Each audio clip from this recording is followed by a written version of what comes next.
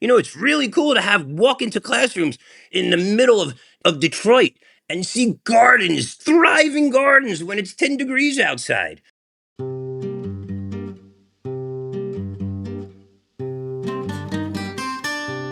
This is Educating to be Human, and I'm your host, Lisa Petrides, founder of the Institute for the Study of Knowledge Management in Education. In each episode, I sit down with ordinary people creating extraordinary impact, people who are challenging notions of how we learn, why we learn, and who controls what we learn. Thank you very much for listening.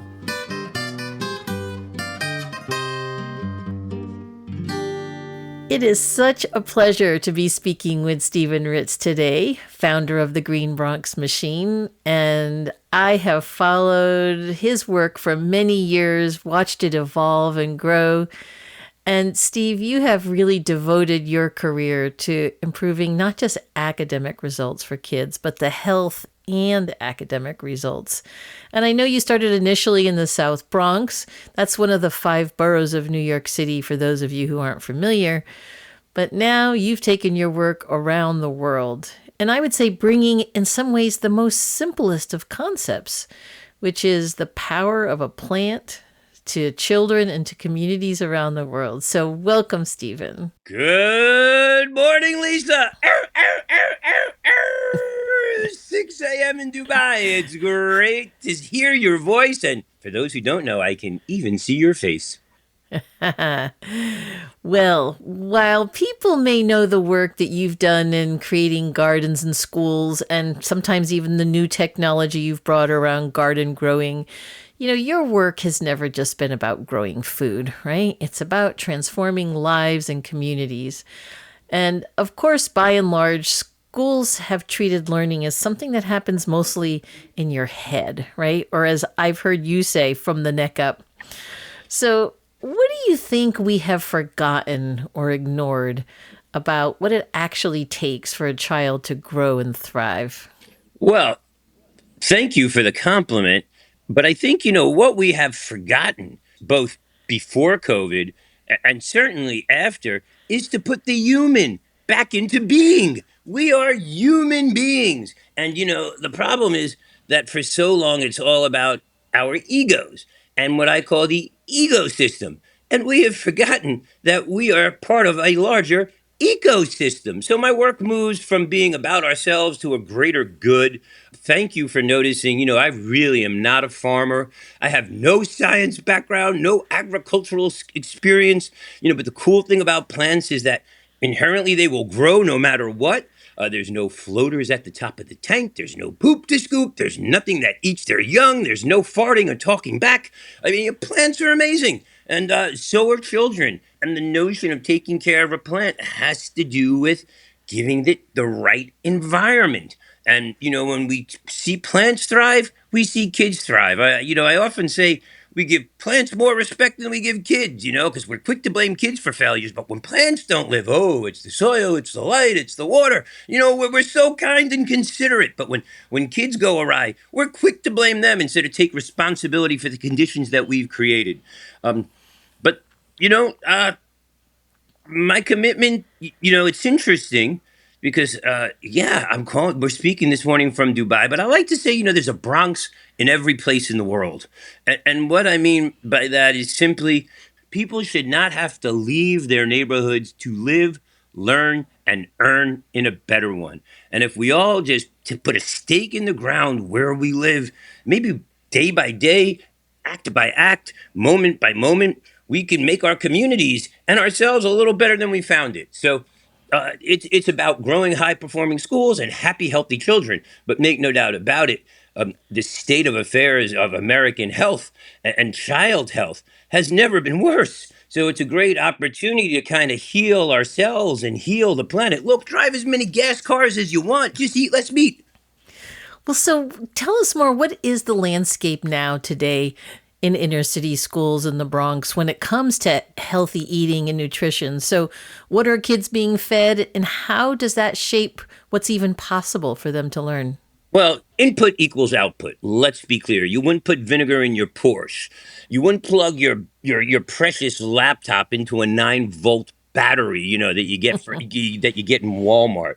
So we can't expect people, we can't expect humans, we can't expect any living thing to thrive or be at its optimal functioning with poor inputs. Now, whether it's the South Bronx or South Beverly Hills or here on the south side of Dubai, kids are eating crap. We have turned our children into epicenters of profit for corporate America.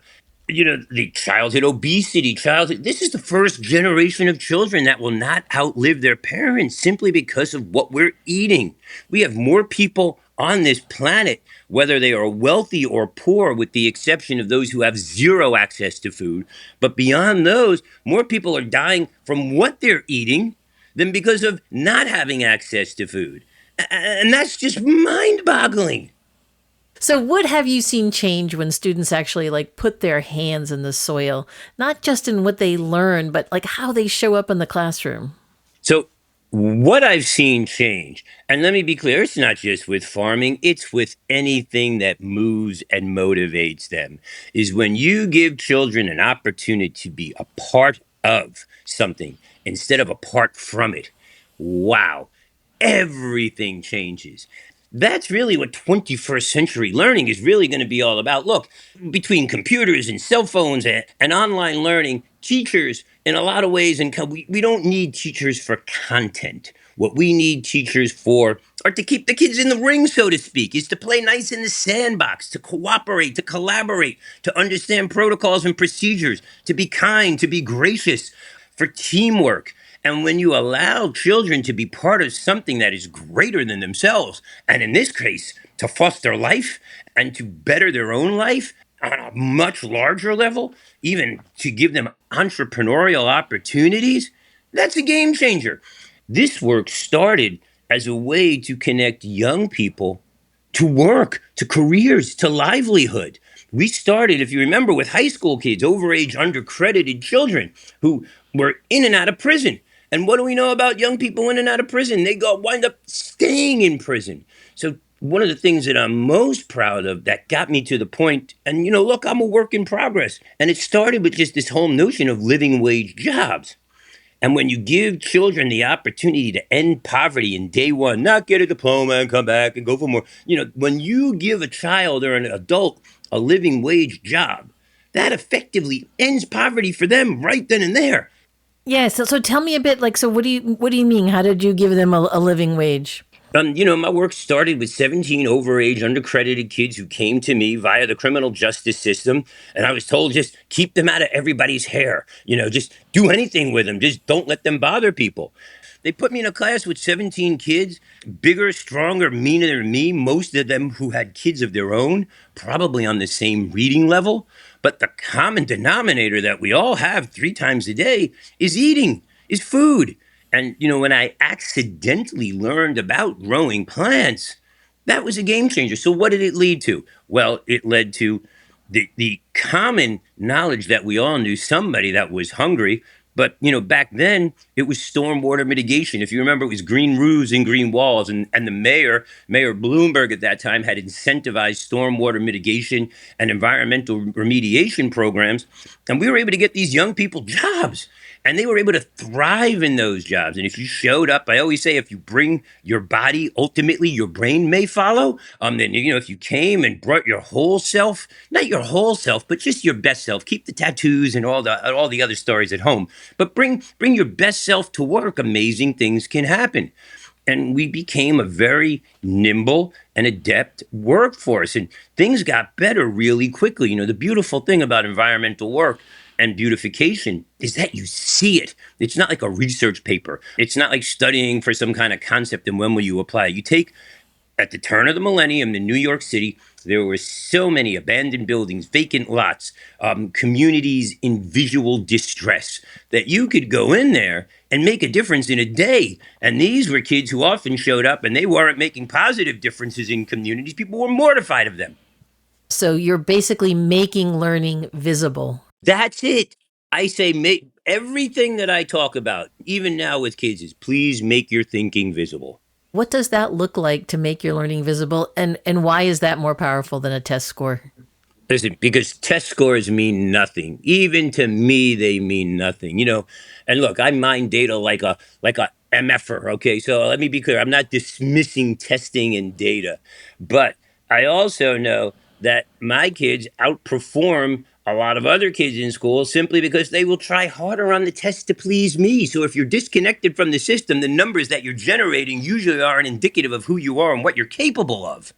But again, being able to make a living wage, to feel good about yourself, to go from being apart from success to being a part of it in ways that benefit you and society is really awesome.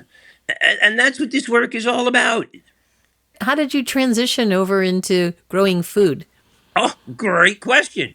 For me, most of my life, the 4 or 5 food groups were, the clown, the king, the colonel, and that wonderful little girl, Miss Debbie, little freshlies in the Ziploc bags. That's what we knew in our neighborhood. And ironically, I knew something about plants. There was lettuce, there was pickles, you could get a tomato on a burger, but I did not know about the bounty that I know about today.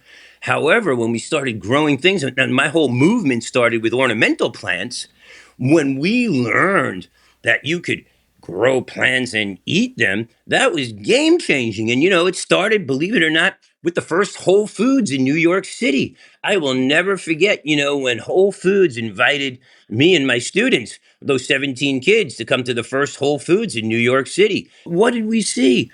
We got drunk, and we got drunk literally on fresh fruits and vegetables, seeing this incredible bounty, these beautiful things that people were growing. And the amazing thing is that people were paying cash for them. You know, the margins were huge. And right then and there, it dawned on us that we could grow flowers or we could grow food, and then food could become add value, and the rest is history. That year was yet another year I got fired, for introducing young people and saying, I brought 17 of those kids to Columbia University for a talk called From Crack to Cucumbers, where we bought 17 kids who were selling heroin and crack across New York City prior and found solace and a better lifestyle by selling cucumbers and vegetables, largely to Whole Foods. And I want to say thank you to them to this very day for giving us that opportunity.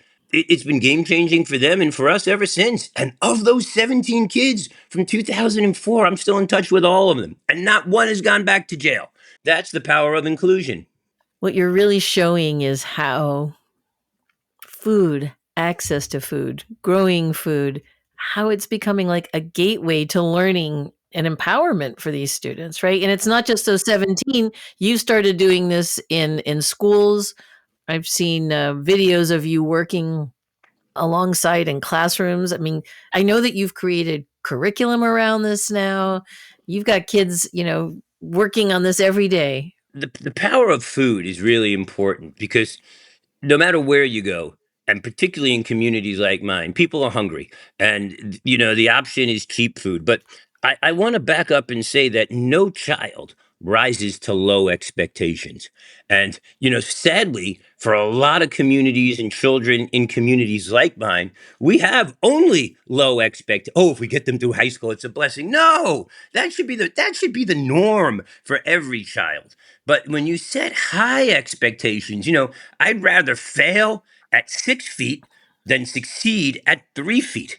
And what happens too with plants and food is first and foremost, growing food is a license to print money. I meet kids all the time who tell me, Mr. Ritz, I don't like vegetables. That's great. Are you allergic to money? I want to meet the child that's allergic to money and paying bills, because they're not. So if you theoretically see a seed as 1 penny, and realize that 30 days later, that one seed will be a $5 bill, and you can do that en masse, you're going to get somewhat excited about the possibility of what we are doing. So I understand that you're talking about how kids can actually make a living from what they're doing with the farmed food. But I'd love to hear a bit more about whether kids are actually eating better too. Like, are these students learning about vegetables and how to cook them? Or have they become over time more interested in consuming these vegetables? I'm also curious, are they enjoying it? Well, here's the real deal. It's just easier to raise healthy children than fix broken men. And I realize that if you get children at a younger age on a good trajectory of health, behavior, performance, and school attitude, you're going to change the game. Totally. Now, there are kids who go awry, but I'd rather have fewer going awry and more towards better than dealing with them at the end. And the beautiful thing is, I marvel at this. Listen, if children grow kale, they eat kale. And part of what I've been able to do with little kids is kind of bake the spinach into the ice cream, if you will. How do you get the healthy stuff, and make it sweet and sexy? And, with older kids, they were focused. They knew it was about a job. And these were kids who were never going to college. These were kids who weren't expected to graduate high school. So when you're giving them the opportunity to make a fair wage, to be treated decently, that's a welcome sign that many of them have never seen before. And then you have to deal with the other stuff, the availability of food, health care, mental health, housing. But none of that happens if you're not making money. And then you've got to learn how to manage your money. And then you've got to learn how to eat. On the flip side, with younger kids, do you remember the first time you grew a plant in school? Think about it. That little lima bean seed. Look at you smiling, and everybody out there is smiling too. That joy can be transferred again and again and again. I started doing this in a way that was able to happen in a classroom. So you didn't have to go outside. You weren't limited by seasonality. You weren't constrained by toxicities in the environment, whether it's lead in the soil or feces in the soil or no growing space. The miracle of life was happening right in a classroom in front of you. And we were using technology that was productive enough not to grow one piece of lettuce, but to grow a copious amount of food. And so I figured if I could put this project based learning and something that generated engagement into a classroom and kids could participate with it and teachers could use it. And, everything I do goes through a teacher lens first. And then I crossed over to the evil side and became an administrator. And we'll talk about that as well. This would be a game changer because kids want to be involved. Kids want to be engaged. I've never met the child who said, "Oh, please let me come to school and don't engage me. Oh, please, come to school and shut my brain down." I've never met that child. So the ability to give them something that really works and then have a party or grow food is amazing. Yeah. So I know that you have taken this outside of the South Bronx, and to do that, you've had to have curriculum. You've had to have, incorporate science, and you've had to have some statistics about its success. How did that happen? It happened in some ways easier than I imagined. What you want to do is create systems and programs that are seamless, that don't add another brick to the pile, but kind of remove some of the bricks from those crazy walls. Our film shows that really well. We have this great new documentary, although it was filmed many years ago, called Generation Growth. And if you give teachers, I'm a big believer that if you give teachers some autonomy, and you also give them some structure and some benchmarks and some key performance indicators and some rules, they're really going to thrive or they're going to try and make you happy. And if not, that's when you have the conversations about how do we get you to the zone of proximal development or find you a new career. But when you're consistent like that and you're using technology that works, the rest is easy. And so, how is this transferring to other classrooms, to other schools, to other countries? Like, what does that even look like? When I designed the curriculum, look, I didn't want to be a brick on the pile. So we did whole school curriculum. And it is the art and science of growing vegetables aligned to everyday instruction in literacy, in math, in science, in social studies, in technology, in health and wellness. So I have schools who are using our curriculum day in and day out, 5, 6 periods a day. But if you just want to do math, I've got it coded to math. If you just want to do literacy, I've got literacy. Heck, if you want to grow plants after school or in an after school program, we've got that too. But I believe in abundance. And if you give teachers an abundance, but all of it aligned to what principals are being held accountable to, because principals still are the ultimate decision makers in schools. And if you're giving them that tool, My program has gone, or the program has gone from being, basically teacher champion to principal and superintendent champion. We have principals who are using the program with struggling teachers because it models scoped and sequenced pedagogy. It models effective evaluation. Our curriculum is used by the State University of New York to teach teachers. It was about reading, writing, math, and how you take what you're doing in class with this amazing object and life in front of you and quantify it and talk about it and get data around it and present about it. And those are the skills that kids need to thrive in life, first and foremost, in school, most importantly, from the principal's perspective, and, in overall. So it's just been a home run. I was wondering if some of this work was actually embedded in teacher training programs. So is that happening in New York in the teacher training programs, or is it after? Is it pre-service or in service? It is now both. Believe it or not, you're going to love this. In fact, you'll be the first. Well, not the first. My wife was the first to know. But we are partnering, believe it or not, with the Culinary Institute of America to create industry wide certifications, work certifications, credit recovery programs for high school kids, undergraduate and graduate credit. We are partnering with SITE, which is one of the largest in person and online teacher and administrative certifying institutions in the country. And they're looking at the way we designed pedagogy and the way we treat teachers as a model for professional instruction. So showing up is powerful. Listening is powerful. Being collegial is powerful. But most importantly, being effective is powerful. And also, kids just see the outcomes. It's really cool to have walk into classrooms in the middle of Detroit and see gardens, thriving gardens when it's 10 degrees outside. So it's been an amazing thing. So I just have to ask. I'm guessing that there are systems, places that you go that actively resist this kind of work. Well, listen, people have actively resisted me my whole life, so I'm used to that. But I also believe in the power of positivity. I'm not here to push anything on anybody. We get more inquiries than we know how to respond to, quite frankly, and that's been on a learning curve too. You can't make everybody happy. I'm not going to go where I'm not wanted, but there are plenty of places that want us. And to think, that we've gone from, one school and one cohort of children, our program now serves 325,000 students daily. We've trained over 11,000 teachers. We're celebrating our 1,000th school. I've got thousands of schools now in Europe. I've got incredible networks of schools here in the UAE, which is remarkable. The things that I wanted to do in the South Bronx for kids of poverty that people wouldn't let me do then wound up being replicated and got full buy-in here. We have the top 20 school in the world here in the UAE, which was based on a model that I wanted when I met you for children of poverty in the South Bronx.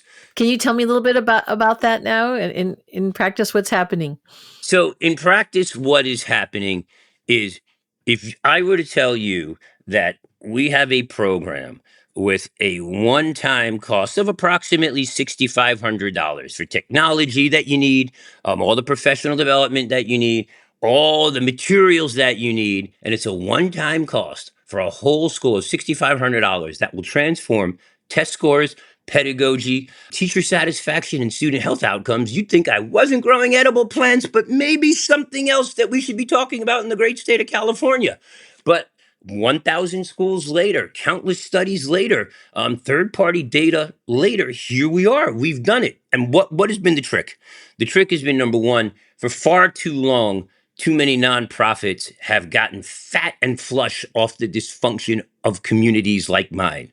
So we've basically become our own but basically become not we've turned our school into a place where not nonprofits are not welcome, but you have to add value instead of extracting value from us to get your achievement and to get your mission done. And what have we done? We've empowered the people who are most important, parents and teachers.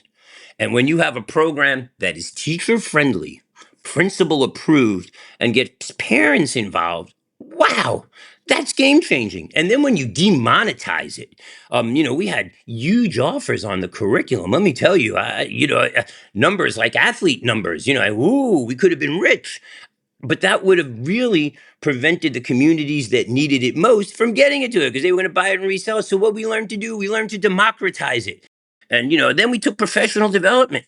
And what we find out? We found out that teachers love professional development. They just don't want to be held captive after school with boring presentations when they need to be home with their own children. And what did the data show us? The data showed us that if we put it online 24 hours a day and made it open access, that teachers would go there. And they do. And you know when they go? Between the hours of 9 o'clock and 6 o'clock in the morning. Everything that we do is data driven. It's certainly principal approved because at the end of the day, teachers are accountable to principals. So if you have something that a principal likes and teachers want to get involved with it, you're going to win. And it's teacher tested. And we keep finding new and improved ways to deliver it and get better at it. We're using brand new technology as well, which is absolutely amazing. This Babylon micro farm, which, if you go to the Green Bronx Machine website and just go look at STEM Garden, we've gone from tower gardens, which are really easy and really effective to use, to 21st century technology. I'm here putting them on the top floors of corporate Americas. I'm putting them on cruise ships. I'm putting them in some of the most state of the art venues you can imagine. And that's all about one thing: hospitality. We're training young people to maintain them, to service them, to install them. And I couldn't be more excited. I'm hoping you could share some actual statistics with us or some of the science behind what you're doing.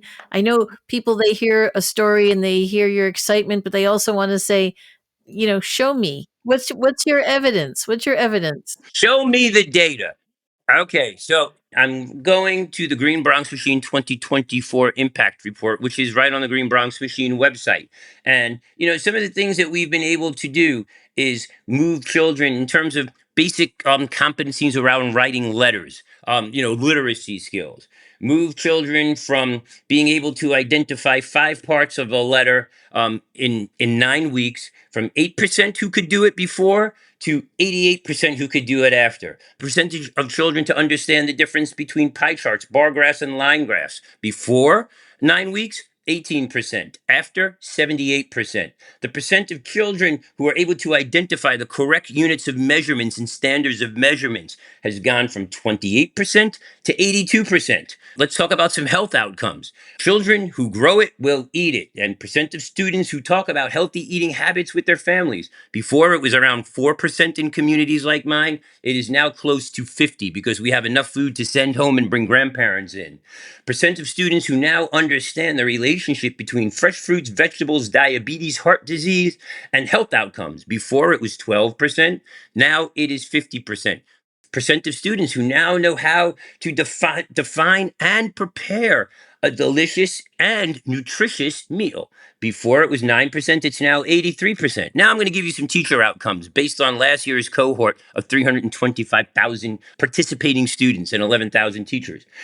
Behavioral outcomes. Before the program, as many as 93% of all participating students ate 0 or 1 serving of fruits and vegetables daily. And in all cases, in every single school, less than 5% of total population ate 5 or more complete servings.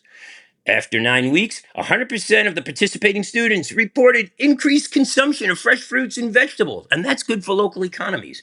90% of participating students reported increased consumption by more than 2 servings, and 50% reported eating twice as many fruits and vegetables daily. And, I want to shout out the USDA program, the Fresh Fruit and Vegetable Program, because when you replace packaged foods with fresh foods, it really makes a difference.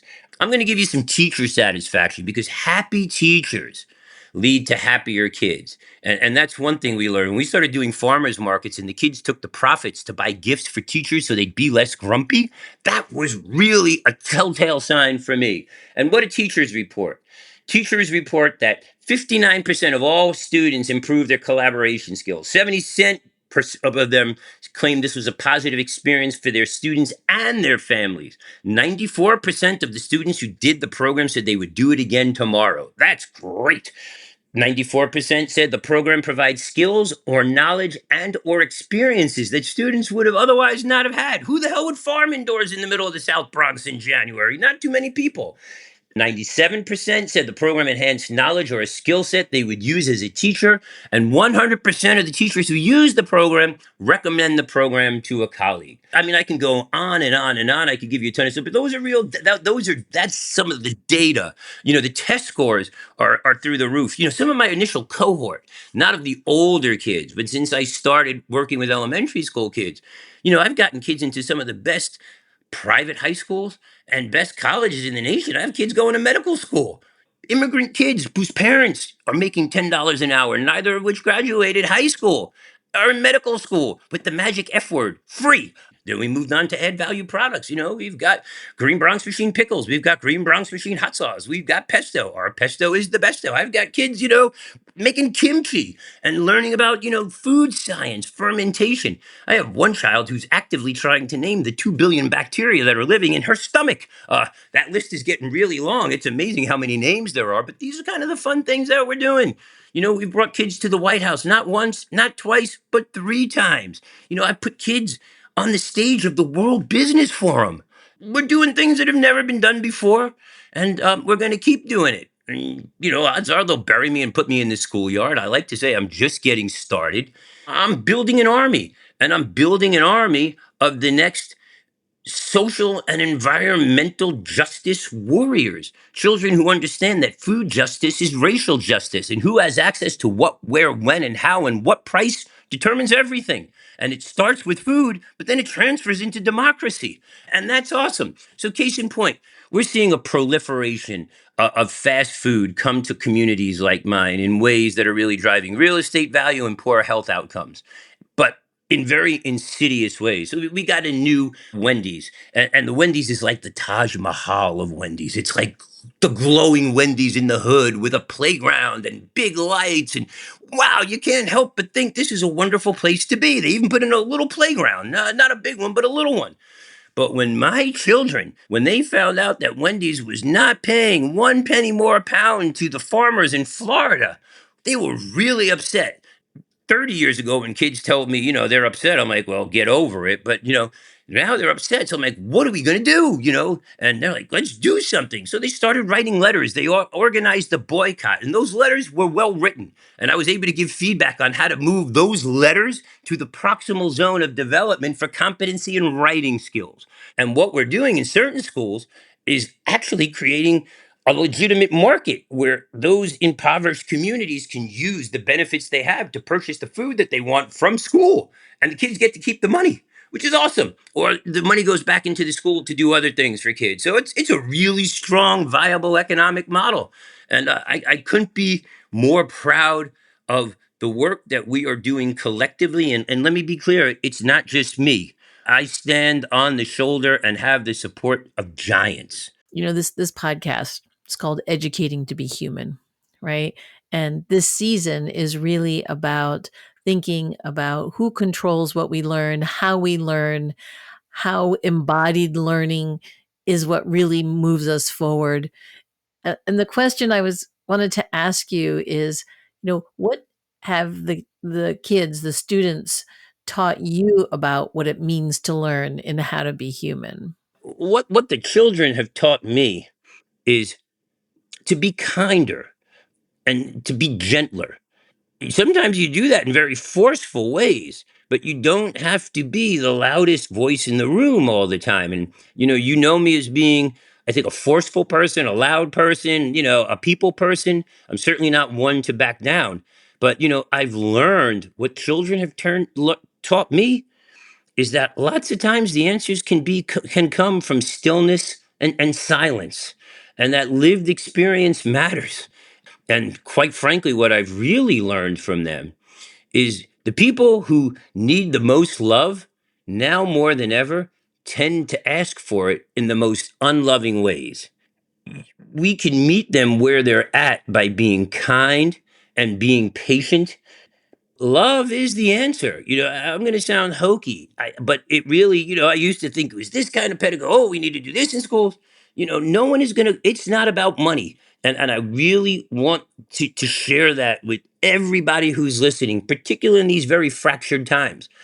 Look, some of the things that we're seeing going on in this country to me are wholly unacceptable. So let me be clear. And I'm not exactly thrilled with the present administration, and I'll leave it at that. But we've got to move beyond this notion of non-profiting our way into prosperity and really meeting children with the one thing that separates us from a lot of other animals, and that's love. Is there anything more that you'd like to leave with our listeners? One thing I would love everyone to do is please go to check out our documentary, and it's called Generation Growth. It has swept every film festival, hearts and minds across the country, and it's available at the website www.generationgrowthfilm.com. Today's conversation with Stephen Ritz reminds us that learning doesn't just happen behind a desk. It happens in gardens and kitchens and in communities. And Stephen's work with the Green Bronx Machine shows what's possible when education is rooted in care, relevance, and hands-on experience. From improving academic outcomes to health and even community outcomes, to sparking joy and purpose in students' lives, his approach reimagines what learning is, especially for those who've been underserved and often overlooked. So as we rethink education for the future, his message is clear. Start local, grow something meaningful, and never underestimate the power of one person and one garden to transform a community. Thanks for listening, and we'll see you next time. Thank you, everybody, for listening to the show this week. This has been Lisa Petrides with Educating to Be Human. If you enjoy our show, please rate and review us on Apple, Spotify, or wherever you listen to your podcasts. You can access our show notes for links and information on our guests, and don't forget to follow us on Instagram, Blue Sky, at edu2behuman. That is EDU to be human. This podcast was created by Lisa Petrides and produced by Eleni Theros.